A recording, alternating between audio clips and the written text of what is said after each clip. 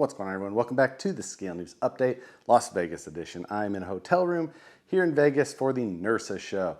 It's the National Retail Hobby Store Association dealer show. Dealers and companies in the hobby industry, kind of from all different areas, come here and display and get to talk to a bunch of dealers. Lots of times there's new stuff announced as well, but arrived here in Vegas yesterday. Today was a setup day and the same day that I need to film the Scale News, so show must go on. That's why you get hotel room edition with lav mic audio. This is my second attempt at filming this show, hoping the audio goes better this time. With that, if you enjoy the Scale News Update, hit the like button. Let's jump into this week's topics. First for this week, our designs released some aluminum steering wheel options for your Sanwa, either M17 or MT44. These are an ultra wide. I think they're 8 millimeters wider than the factory steering wheel. Has the foam on there, it's serrated for grip. It comes in two different styles. One is a 10 spoke, one's a 5 spoke. It's a little bit hard to tell exactly which one they're calling which, in my opinion, but they're also offered in a bunch of colors.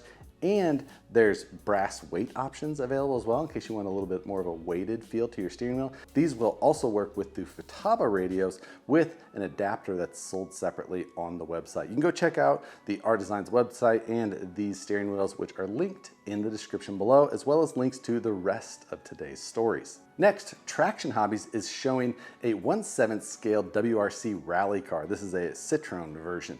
And it's, again, 1/7 scale, so kind of reminiscent of like the old Kyosho DRZ or DRX. I think it's DRX.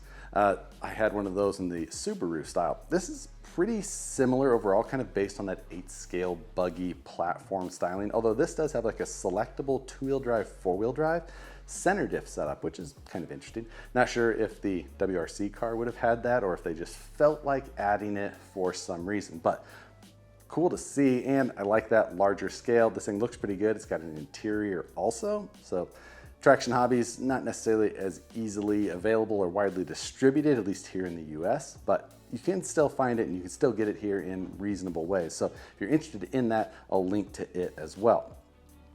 Then Charisma last week released an officially licensed Toyota Tacoma. For those of you who are huge Toyota fans and wanted an officially licensed version, finally have one. Now this is a 2-piece cab and bed, which is nice. The rear bed is a little odd, both in kind of the rigidity and how it mounts to the main cab and how everything goes onto the body or the chassis. It's a little flexible, it seems. You get a lot of shake, and in some of their running videos you can tell how it all kind of moves around a bit.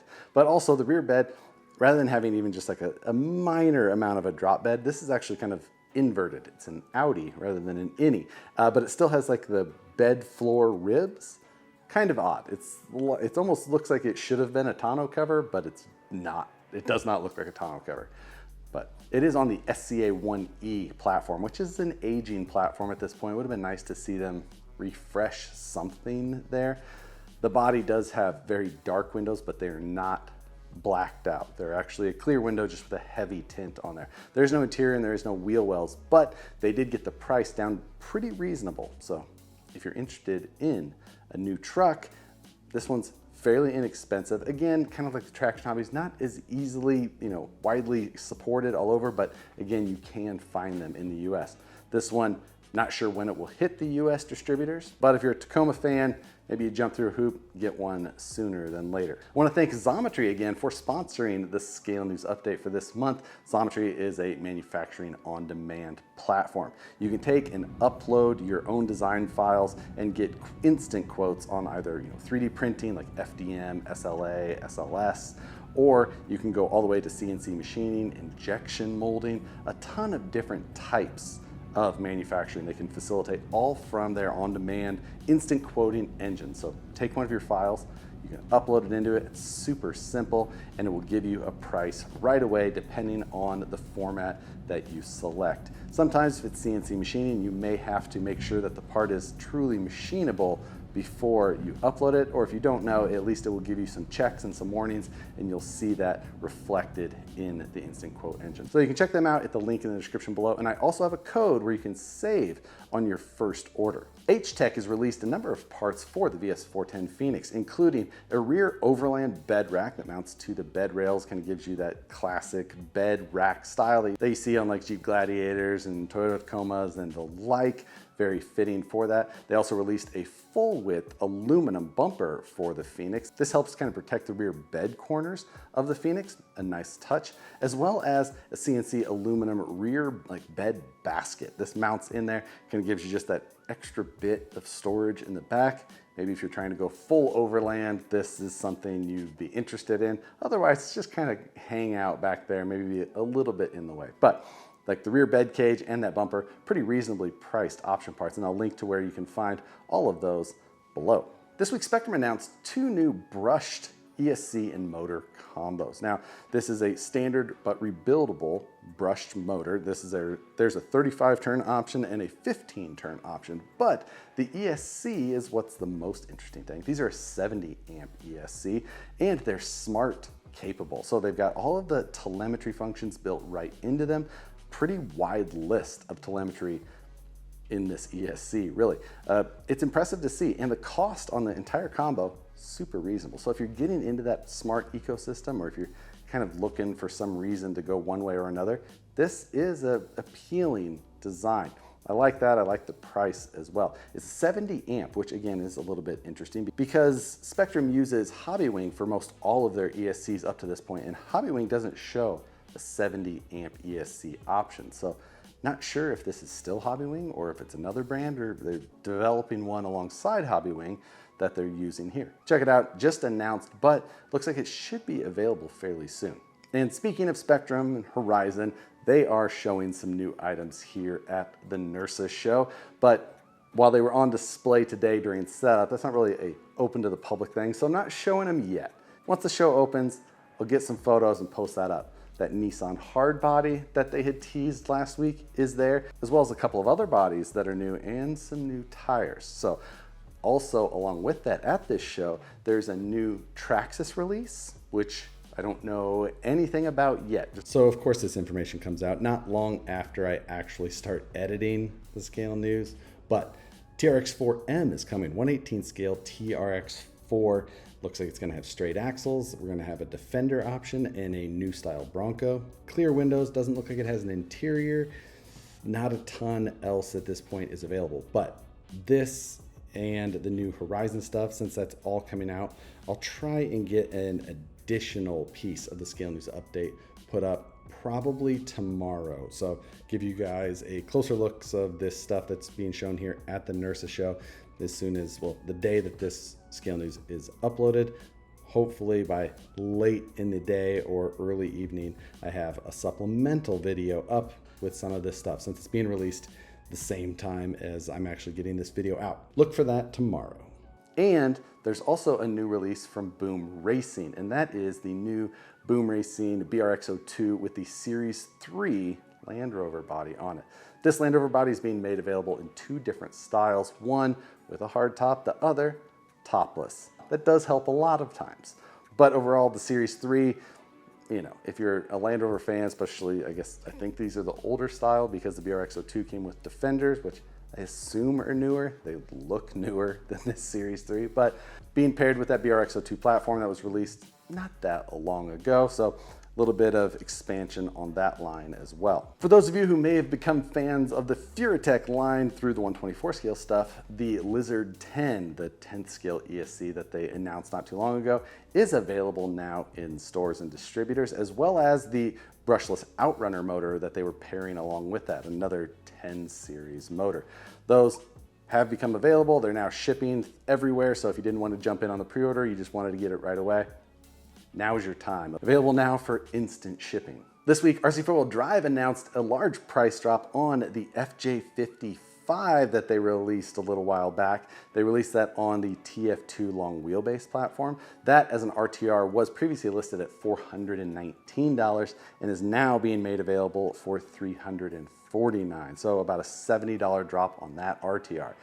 But if you only want the body, then it was previously available for $120 and now $79. So again, pretty large drop on that. The MST DL1 is now going to be coming in an RTR. This was released previously as a kit like MST typically does, but is going to be announced, was announced officially now as an RTR option. This is going to be shipping in October. It's going to come in this 2-tone style paint. I thought that they had previously announced this, but they just put out their official RTR announcement on this one. Super nicely detailed body, all kinds of extra bits everywhere. It's still on that CMX platform, which is old, not super capable, but it's short wheelbase, pretty much made to just haul around these super, scale bodies, either the Tamiya ones or like this little DL1 that they have, which is modeled after a full-size van that the name escapes me. But an interesting one that popped up on the groups on Facebook this week is a new KA1 MOA Shafty. A confusing name from a company that seems to be unnamed. KA1, I think, is the model. Hard to say. It was an indescript post, but with some interesting product information. This is a shaft-driven rear with an MOA front, kind of. The front axle has the transmission integrated into it, and the motor sits in there kind of longitudinally. It kind of sits like down in, almost like it would be on a pinion, but had the gear reduction on that front axle. Then it runs a drive shaft back along the backbone of this kind of wild, almost stick-like chassis to the rear axle. This isn't totally new. There's been a number of these built over the years, but it's interesting to see a new approach on it.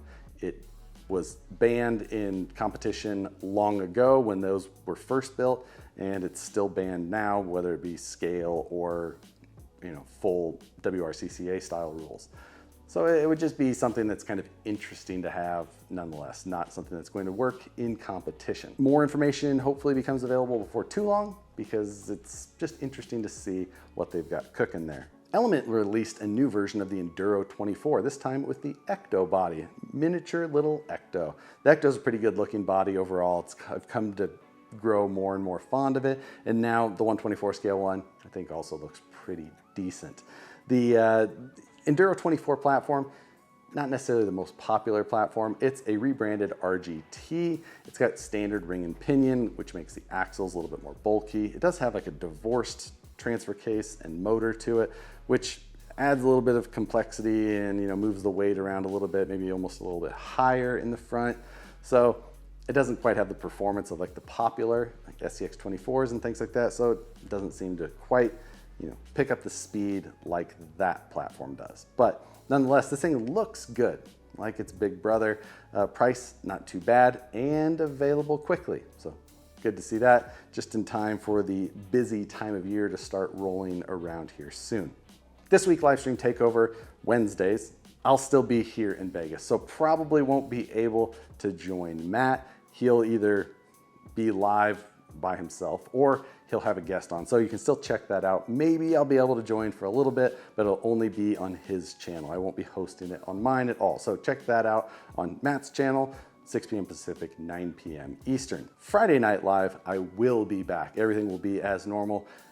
Hoping to possibly get some work done on the trike though, so maybe I'm gonna try setting stuff up in the garage.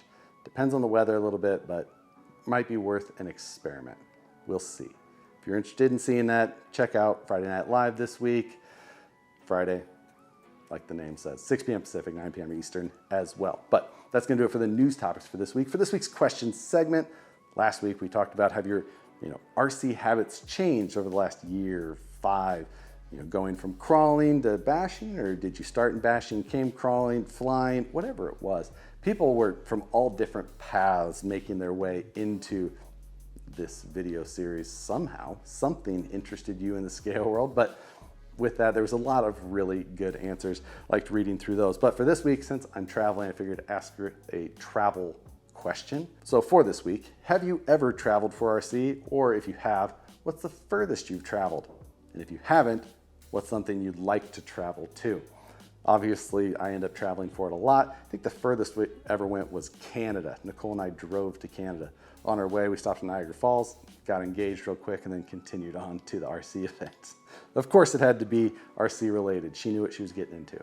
But with that, hope you guys all have an awesome rest of your week. Hit the like button if you enjoy this. Hopefully, this version wasn't absolute trash. If it wasn't, hit the like button. Leave a comment, subscribe, notification bell, just all the things. Do them. I appreciate you guys watching. We'll see you on the next one.